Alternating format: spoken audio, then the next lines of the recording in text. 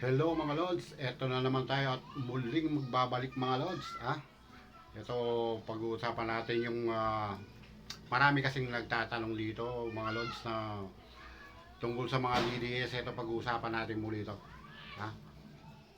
Bakit daw pagdating sa social media, napakarami ng mga DDS na to. Ha? Kung mag-comment, sunod-sunod itong mga to. Ha? Makikita natin ito, mapapatunayan natin to sa social media pag mayroon lalo na sa mga post ng mga vloggers nila. Ha? Tapos makikita mo yung mga yan sunod-sunod. Ang dami nila. Kaya yung commenting section sa kanila. Ha? Sunod-sunod. Na halos papuri doon sa Diyos-Diyosan nilang mga Duterte, ha? Pamilya Duterte, yan lagi pinupuri ng mga yan, ha?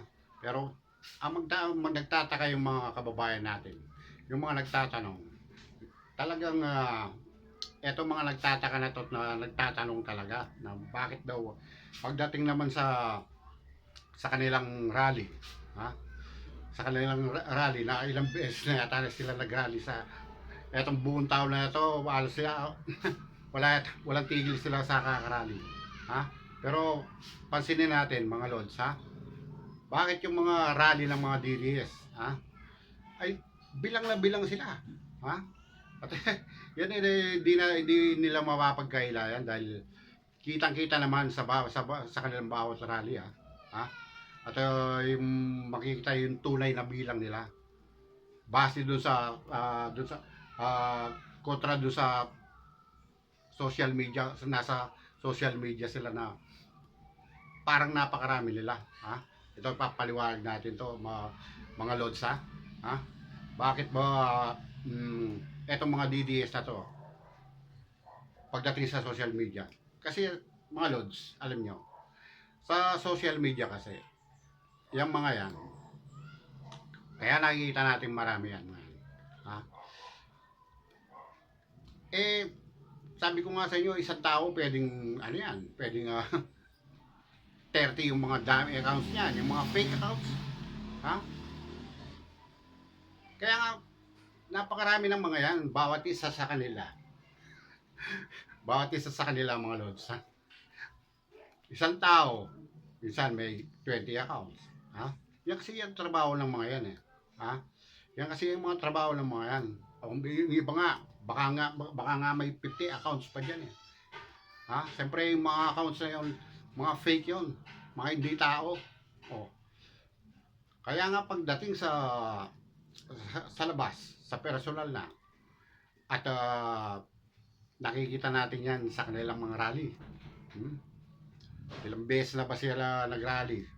Magpakita nga kayo ng dami nila, ha? Minsan hindi nga nila alam kung paano nila itago yung totoong bilang nila. Ha? Paano nila ginagawa 'yon? 'Di ba? Gusto nilang humalo doon sa napakarami ng mga ralista din na iba naman yung pakay, ha? Hindi katulad nila na ang pakay lang nila ay yung mawala ang Pangulong Bongbong Marcos, ha? Pilit silang humahalo doon sa marami na para maitago nila yung totoong bilang nila. Oh. Ilang beses na sila nagrally, ilang beses din silang nilangaw, ha? Minsan nga ang sabi nila people power daw. Oh? People power, ha? Lagi ko nga sinasabi, ang people power ng mga DDS, wala ng people, wala pang power. Paano magiging paano maliliwala sa inyo yung taong bayan kung ganyan yung laging lumilitaw sa rally ninyo na sabi ninyo taong bayan pero napakakonti ninyo. Hindi taong bayan tawag yan mga alagad lang ng mga Duterte, ha? Kaya yan ang katunayan dyan mga Lods, ha? Kung bakit yan yung kasagutan sa mga tanong ng maraming kababayan natin na bakit daw nagtataka sila, ha? ang nagtatanong kung bakit daw napakarami ng mga DDS pagdating sa social media.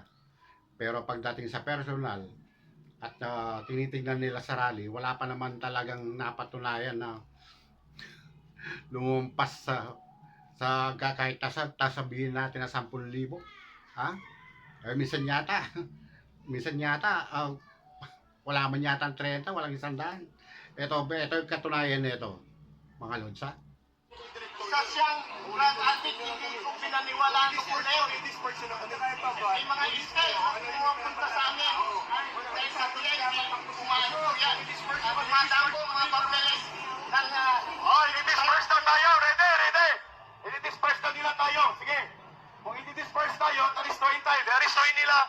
Pabalik-balik. Kanina pa kami nag-negotiate sa inyo eh. Nakita nyo?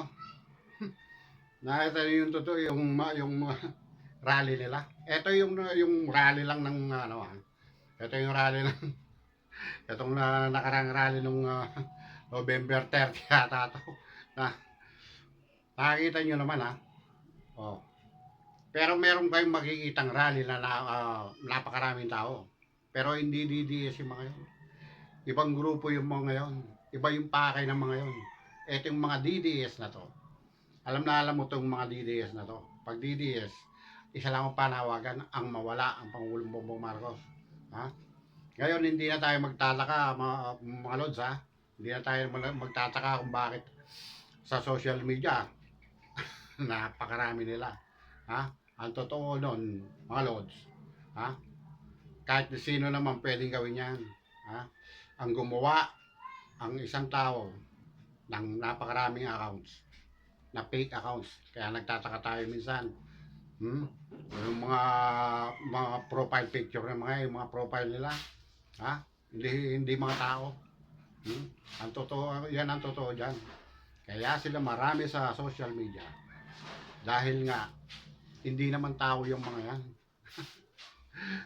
Doon sa 30 na yon, sa 30 accounts na yon, isa lang ang tunay. Yung gumawa ng 30 na yon. Oh. Yung 29 doon, fake accounts na yan. Ha? Yun yung tinatawag namin, dami accounts. Yan. Ngayon mga lods, ha? Alam na natin at kung may time na magtanong sa inyo mga lods, ha? Alam nyo na kung ano yung sasabihin nyo doon sa mga kababayan natin na mga nagtataka dyan at nagtatanong kung bakit sabi nga nila napakarami ng DDS, napakarami ng supporters ng mga Duterte. Dahil nakikita nila, nababasa nila sa social media, sunod-sunod, ha? Doon sa mga commenting sa mga section, ha? Commenting section dyan, ha? Pag mabuksan nila yung mga, siyempre, minsan, napakarami nila, di ba? Makikita natin doon sa mga comments, sa mababasa natin, ha? Napakarami nila. Ngayon, hindi na tayo magtataka, mga lods, ha? Pakikalat na lang yung lods para hindi magtaka, ha? Para hindi na magtanong yung mga kababayan natin, ha? Basta yung mga DDS yan, ulitin ko, kaya napakarami nila sa social media dahil puro mga fake yon, hindi mga tao yon. At makikita naman yan pag mag-rally sila. Ang patunay niyan ay yung mga rally nila. Sa personal makikita ang tunay na bilang ng mga DDS. Oh, ayos na mga lods.